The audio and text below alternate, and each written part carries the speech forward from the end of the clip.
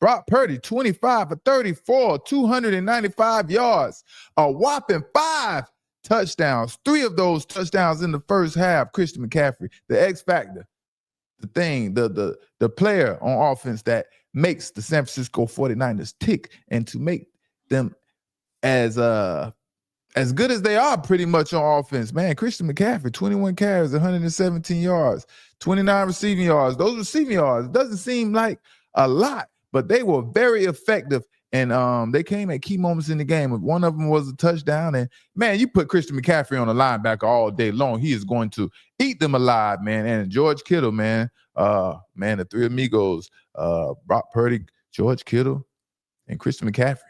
Man, George Kittle went off, man, and he had a good day today, 7 receptions, 115 yards, and a touchdown. Brock Purdy, man. Woo! He was pretty impressive tonight. Man. And he had to show up. It wasn't easy. The game manager versus Grandpa Phillips. That sounds like a movie, man. It sounds like a movie script or something like that, man. I'm watching this game. But Brock Purdy, man, he had a really good game, but he had a hard time fighting off his elder opponent, a 44-year-old Phillip Rivers. But at the end of the day, he got it done. He got it done because he had a lot of help. He had a team behind him.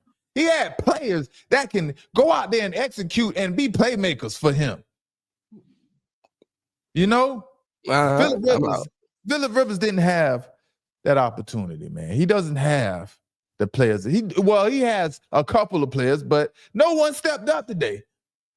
No one gave Phillip Rivers a fighting chance. Phillip Rivers was basically carrying the Colts on his back by himself because Jonathan Taylor was absent from this freaking game. He was freaking absent. Man, ever since Daniel Jones went down, Jonathan Taylor has been able to get those big runs he has been getting. Is it a big difference with the quarterback play that makes the running back not be able to run the ball no more? Like, what happened to the Colts running game? He was on pace to be the offensive player of the year, honestly. He just ever since he's just falling off, right? Yeah, I don't know I don't know what happened. I don't know, is it the season wear and tear, and is it the quarterback change? What is it? I think the season, how long these seasons are, has more to do with it than anything else. You know, the older you get in age, of course, has to do with your body wearing down and the different effects your body take playing in this physical game. But just a long season, man, you have to figure out, you have to have a system, a systematic system. You have to have things in place, resources in place to keep your body fresh and make your body be able to withstand such a long season, especially at running back. Running back is that one position you don't have opportunity to take any games off. You are getting hit every play after play. You know, if you're not getting the football, you have to block. Maybe a chip block on a Michael Parsons or a defensive end who's very effective, you know what I mean? Or the blitz. You understand what I mean? But running back is one of those positions is you can't really predict how long and how good running backs will play because of everything I just named, you know? And some running backs, they like LaShawn McCoy, my brother Shady. He was one of those running backs. He didn't take any physical abuse, right? He knew how to play very small and get in those small areas where he didn't take those pounding hits, and he was able to stay fresh and be impactful for a very long time.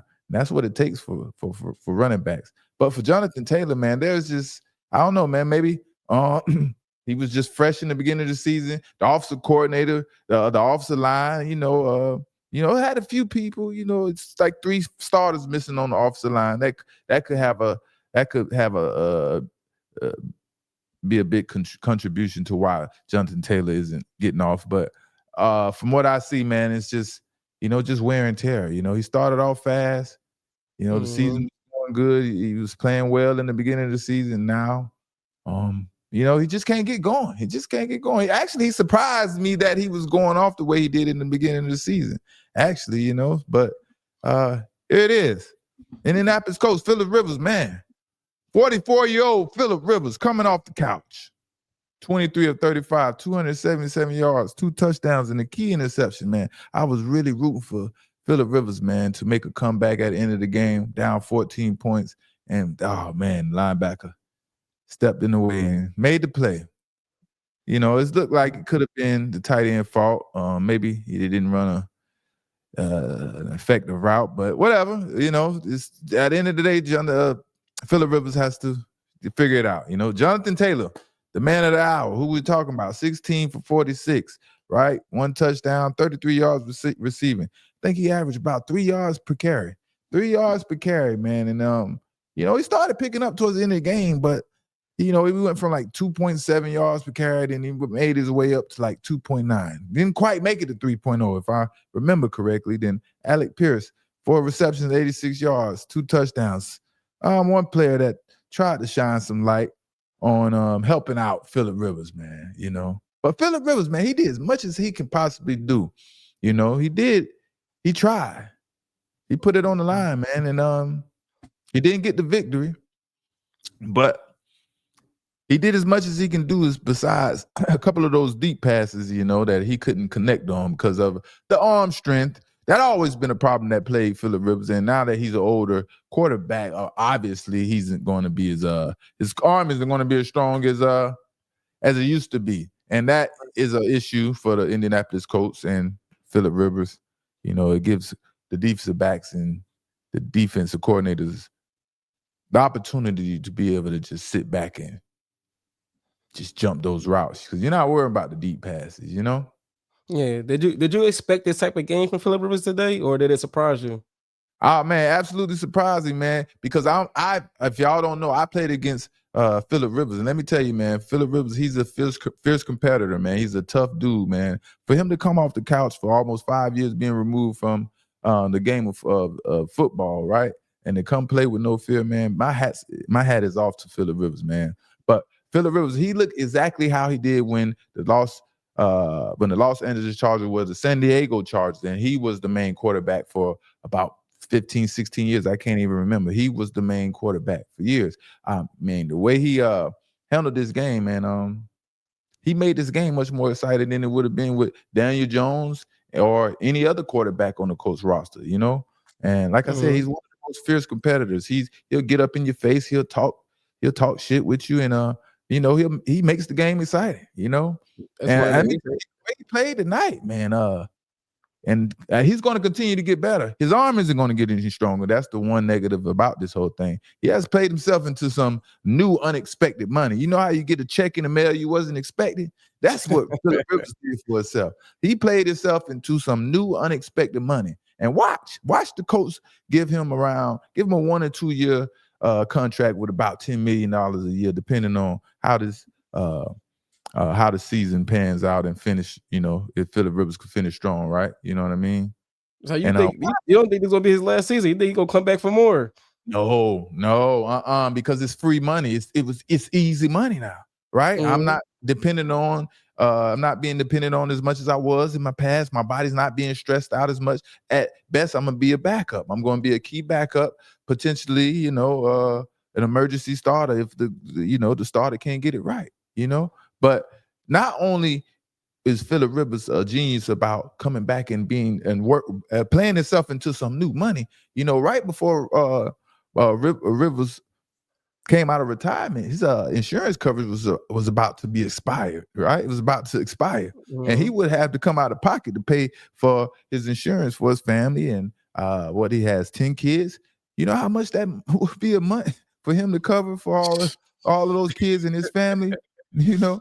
And now that he came back, he renews his eligibility, covered under NFL insurance plan. And, you know, he has 5 more years to figure out what he's going to do next. So it's like this is genius for Phillip Rivers at the end of the day, you know, for him to get this figured out, right? And then, I mean, he did this with 2 weeks of practice, throwing for 277. Imagine if he had a little bit more time with the offense and really like knowing these players, man, he'd probably be like an MVP runner the way he threw for 277 a day. You said a mouthful for 2 weeks of practice, but that is the wisdom of playing football for so long and being a quarterback. Man, if you understand, man, young quarterbacks should be taking notes or need to be taking notes from this game. Watch the film or whatever, man. The way Phillip Rivers, man, he isn't mobile at all. Like all the quarterbacks nowadays. You know, NFL teams need quarterbacks to be mobile. Phillip Rivers isn't mobile at all, you know? And no one is worried about him escaping the pocket because he's not fast. He's not that athletic. But yet he understands the importance of how he continues to climb up in the pocket to escape pressure and create more time for himself to make plays, you know? And like I said, if he had a little more juice in his arm, this game would have been different, man. With 2 plays that he missed on deep pass just because of the lack of strength he had in his arm, you know? And if he would have connected with those plays to Josh Downs and Michael Pittman in that first half, it would have been different, you know? It was one right before half where they kicked the field goal too, where they had Tyler Warren going into the corner. If he had like a little bit more juice, that was a touchdown. Tyler Warren beat the corner. Yeah, looked like he got a little pressure up front too, man. It probably got a little pressure. He couldn't step into it as much, and that's what the thing about Phillip Rivers, man. One thing about having Phillip Rivers as a quarterback, you know, he basically can't be phased.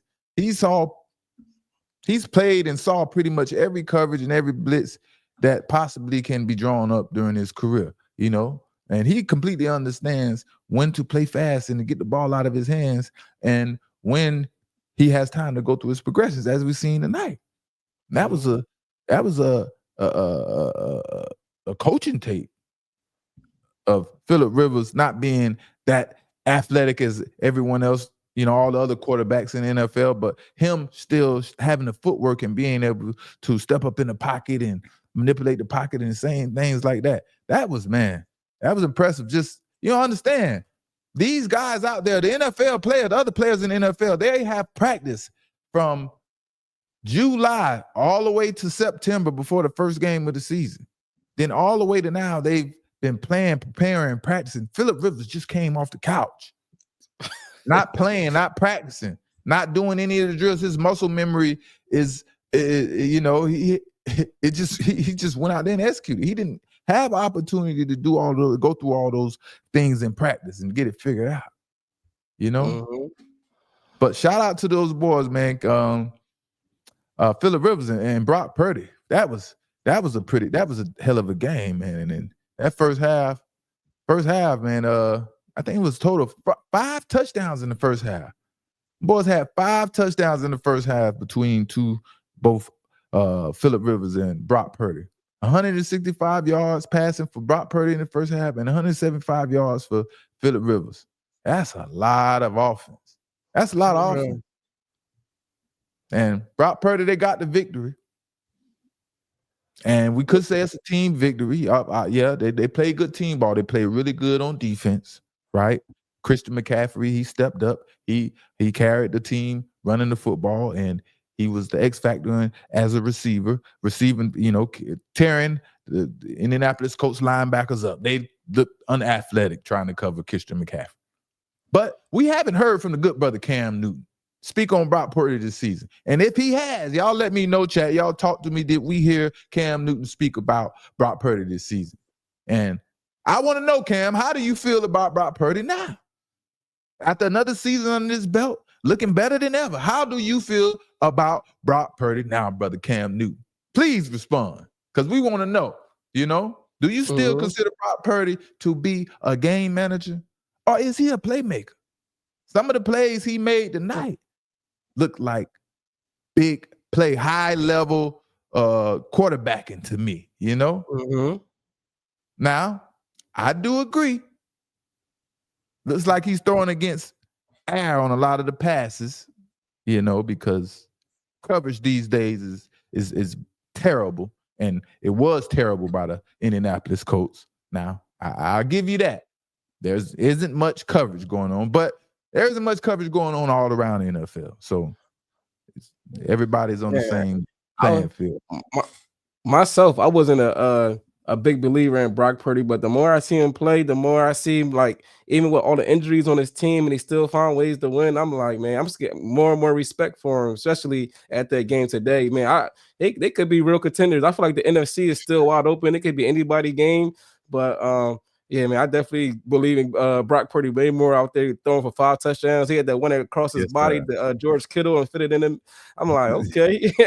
I'm telling you, man. But back to Cam Newton, I want to know, man. Cam Newton got to respond, man. What we gonna give Cam? 72 hours. 72 hours, bro. That's a long time. But do you think Brock Purdy making enough plays, man, this season to get out of the game manager category that you, brother Cam Newton, you put him in? I want to know. Do you still think he's a game manager or he's a playmaker? You know, and what's your assessment of Brock Purdy, Mr. Cam, brother Cam?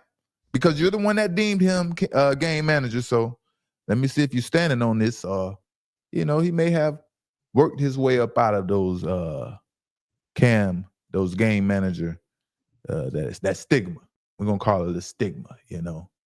But what did you just say? What I meant to say something. Respond to what you was No, I talking was about. saying that, yeah, he making a believer out of me because I felt like when Brock Purdy first popped on the scene, he had the fully loaded team, but now he's just having different wide receivers every week with so many injuries with to the 49ers. You know what I mean? People in and out. It's different offensive line, different receivers, tight ends keep going He down. making He's still plays. making things happen. He So making plays, he man. definitely Yeah.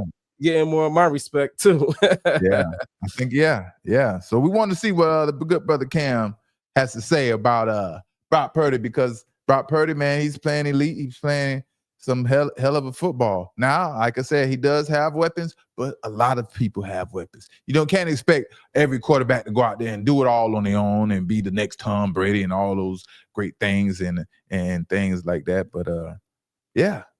And that's what I wanted to talk about. The NFC, man, it's up for grabs. The LA Rams, the Seahawks, the San Francisco 49ers, the Philadelphia Eagles. I mean, You still got it's hard to say, man. It's up for the grabs, Bears. man. Who's Don't forget playing the the best Bears. football right now? It would look, don't forget about the Chicago Bears. Yes, the Chicago Bears. And before Seahawks came back on the LA Rams, it was looking like the LA Rams was playing the best football up to this point. But man, it's up for grabs in the NFC, man. And yeah, it's gonna get very interesting. It's gonna get very interesting. But next Sunday, man. Next Sunday on Sunday Night Football, San Francisco got Chicago Bears. The Chicago Bears come in town. That's going to be a very interesting game. Very exciting game. I mean, the matchup is going to be it's going to be pretty much identical on defense. Chicago Bears, they are making plays left and right. They're leading the NFL, I think, in turnovers. San Francisco 49ers, as you see, they play very well on defense. They both have a running game. Young quarterbacks, one quarterback a little younger than the other. They both are about the same height. That's how good this matchup is. The quarterbacks are about the same height. That's how, man. So I'm excited for that game. And Definitely be see, a good game. yeah, that's going to definitely be a really good game. It's going to be a physical game.